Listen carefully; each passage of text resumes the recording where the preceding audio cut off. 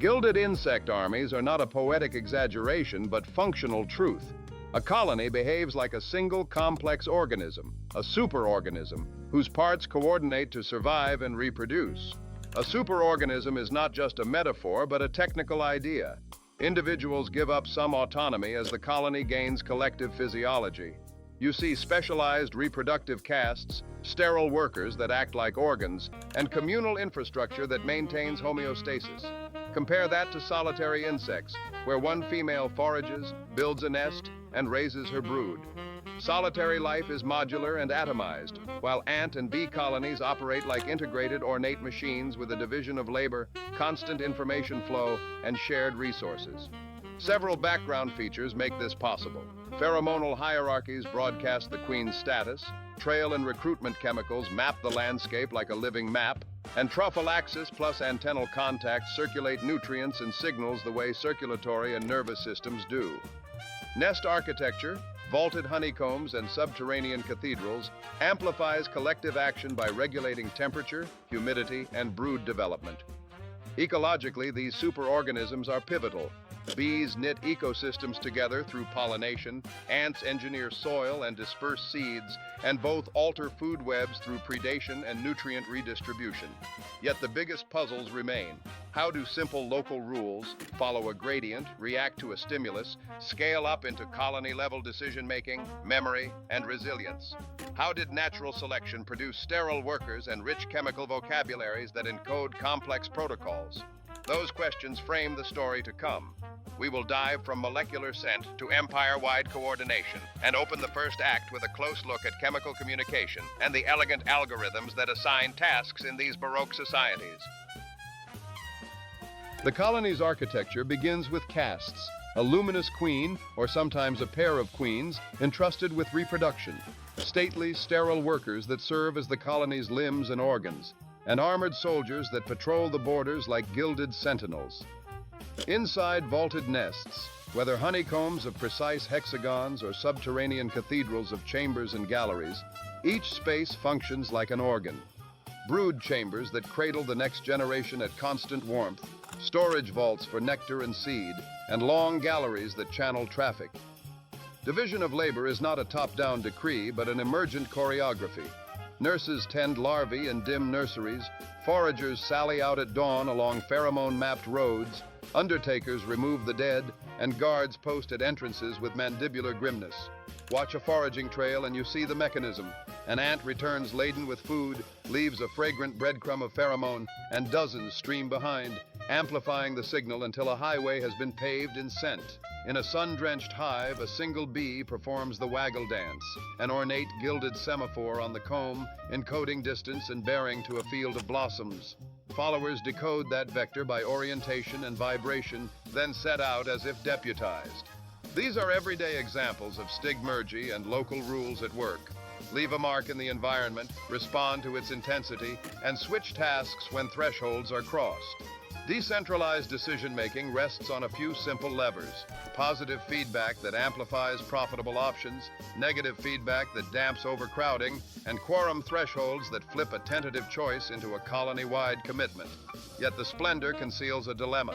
Individual insects hold scant information, just local chemical concentrations, tactile nudges, and brief exchanges of food, while the colony must allocate thousands of labor hours, defend against siege, and relocate en masse when needed. How do armies of myopic agents avoid catastrophic misallocation, dead-end recruitment, or runaway amplification of poor choices? That question tightens the plot. To understand this ornate machinery not just as architecture but as algorithm, we must pry open the chemical lexicon and the response rules that translate whispers into empire-level decisions, a scrutiny that propels us into the next act. The colony speaks in molecules, a gilded lexicon where scent is syntax and touch is punctuation. Queen pheromones broadcast reproductive status like an august decree. In honeybees, the queen mandibular pheromone helps suppress worker reproduction and calm swarming impulses. In ants, queen bouquets of chemicals shape worker physiology and suppress rival brood. Trail pheromones sketch living maps, ephemeral highways that thicken with use and evaporate when the prize is plundered. Their gradient strength encodes profitability and urgency. Cuticular hydrocarbons form a heraldic badge on every body, a Baroque ID card that announces nestmate, caste, and sometimes task state. Workers read these profiles with their antennae and reject imposters whose surface chemistry fails the muster. Trophallaxis, the ornate exchange of regurgitated food, doubles as circulatory gossip. Nutrients mingle with hormones, gut microbes, and chemical signals that update hunger levels, foraging thresholds, and reproductive cues across thousands of bodies. Alarm compounds, sharp and acrid, detonate local chaos. A single crushed ant can spray a manifesto of danger that mobilizes soldiers and reroutes traffic. Together, these channels encode identity, workload, and colony health, producing a multiplexed broadcast that keeps the superorganism coherent. But such reliance on scent creates a brittle elegance. Pathogens and social parasites evolve to hijack this chemical bureaucracy. Slave-making ants chemically cloak their brood with host hydrocarbons. Predatory wasps and beetles mimic queen pheromones to sneak into hives. Varroa mites and some fungi can alter cuticular or brood odors to evade detection. Microbial pathogens can manipulate trophylactic cues to spread more effectively, turning the colony's own circulatory rituals into vectors. The result is an evolutionary arms race. Communication fidelity must improve without enlarging vulnerability. Colonies counter with multimodal verification, combining smell with antennal touch, temporal patterns, and costly signaling, and with policing behaviors that punish deviance. Selection favors redundancy, faster turnover of chemical signatures, and biochemical defenses like antimicrobial gland secretions and symbiotic microbes that sanitize shared food. This escalation raises the stakes for allocation algorithms. When signals can be forged, how does a Baroque superorganism trust its own counsel? The answer is not just chemical sophistication, but layered defense and adaptive protocols. That tension pushes the story toward housekeeping, the disease defenses, collective immunity, and evolutionary origins that Act 3 must unravel. Beneath a gilded lexicon of scent lies a kind of martial hygiene, an ornate set of defenses that lifts a colony from individual immunity to communal medicine. Workers groom obsessively, antennae combing and mandibles picking spores and ectoparasites from crevices. In bees, this ritual helps remove varroa mites and fungal deposits. In ants, it strips fungal conidia before they can germinate. Antimicrobial secretions are dispensed like apothecaries' drafts. Metapleural glands spray potent compounds. Formic acid fumes cleanse galleries, and bees mix resinous propolis into comb seams to build chemically fortified walls. When chemicals are not enough, the superorganism can mount a social fever. Workers cluster and shiver their flight muscles, raising brood temperature until heat slows or stops a fungal threat, buying time for other remedies. Sanitary behavior is systematic and obvious. Necrophoracy, or corpse removal, carts bodies to midden chambers. Selective brood removal excises infected larvae, and collective quarantine isolates the coughing or listless in peripheral chambers where contact is minimized. These are not abstract ideas. Experiments show the choreography. Researchers dust nests with fungal spores and track individuals with RFID tags, and within hours, social networks remodel. Foragers cut back contact with nurses, central hubs lose ties, and previously hidden workers switch tasks to patrol or groom. Automated video confirms near-instant labor reallocation. Nurses speed up foraging when foragers are removed, and during fungal challenges, more workers take on hygienic roles, increasing grooming bouts per capita. In honeybees, induced brood infection prompts a measurable rise in temperature and increased uncapping behavior within a day, improving survival in moderate outbreaks. Still, the gilded apparatus can break. Overwhelming parasite loads like varroa-carrying viruses can turn ritual into vector. Trophallaxis becomes a highway for contagion, and colonies can plunge toward collapse when social immunity is saturated. Trade-offs sharpen quickly, diverting workers to sanitation cuts, foraging and brood care, shrinking food stores, and future reproduction. Aggressive quarantine may save a queen, but doom a season's brood.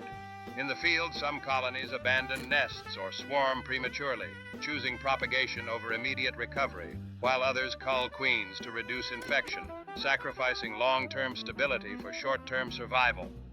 The superorganism's beauty is therefore brittle. Its layered defenses buy resilience but force grim choices. a climactic reckoning where chemical cunning and communal sacrifice meet the relentless logic of pathogens. The climax brings these gilded mechanisms together. Architecture, a chemical lexicon, and social hygiene converge to show that colonies are units of selection, not merely aggregates of individuals. When antennal signals, trail gradients, and trophylactic flows combine with metapleural antisepsis and heat-driven clustering, the colony achieves coherent homeostasis, regulated temperature, nutrient flow, and pathogen control, properties no solitary insect could produce. These emergent traits, measurable as colony-level fitness in lab and field trials, respond to selection because colonies with tighter chemical fidelity, stronger policing, and faster hygienic reallocation survive and reproduce more reliably. Sterile workers, once paradoxical, become understandable as specialized components of a larger organism, expendable parts that increase the reproductive success of the whole. The genetic and behavioral rules that guide task allocation are shaped by selection acting on interaction networks. Local pheromonal rules scale up into global algorithms for decision-making, memory, and resilience. Social parasites and pathogens continually test the system, and colonies with layered verification and symbiotic antimicrobials prevail in evolutionary contests, producing convergent solutions in hygiene and communication across ants and bees. Thus, the superorganism is not a poetic flourish, but an evolutionary endpoint, an ornate adaptive entity with causal powers beyond its parts. That recognition resolves the central tension. The colony's chemical cunning and communal medicine are coordinated, selected strategies. From this synthesis, we move to the broader implications for ecosystems and the origins of social life. We can see how colonies, not individuals, sculpt landscapes. Gilded bee legions drive plant reproduction through pollination. Ant cathedrals transform leaf litter into loam by turning over soil, tunneling, and dispersing seeds. Tunneling and seed-dispersing ants connect plant populations across sunlit clearings. These collective engineers ripple through food webs, altering predator-prey dynamics, redistributing nutrients, and stabilizing plant communities, so entire ecosystems bear the fingerprints of their labor. For humans, the consequences are immediate. Crop yields depend on pollinators, pest control often pivots on predatory ants, and engineers now mine decentralized algorithms to build swarm robotics, networks, and decision systems inspired by pheromone maps and quorum rules. Yet this efficacy hangs by a fraying thread. Habitat loss, neonicotinoids, invasive species, and climate warming erode chemical languages, collapse colonies, and unravel ecosystem services. Conservation is therefore urgent and practical. Protecting habitat, reforming pesticide policy, and acting on climate will safeguard not only insects but food security and technological heritage. Pause and regard these Baroque societies as allies whose survival shapes our future.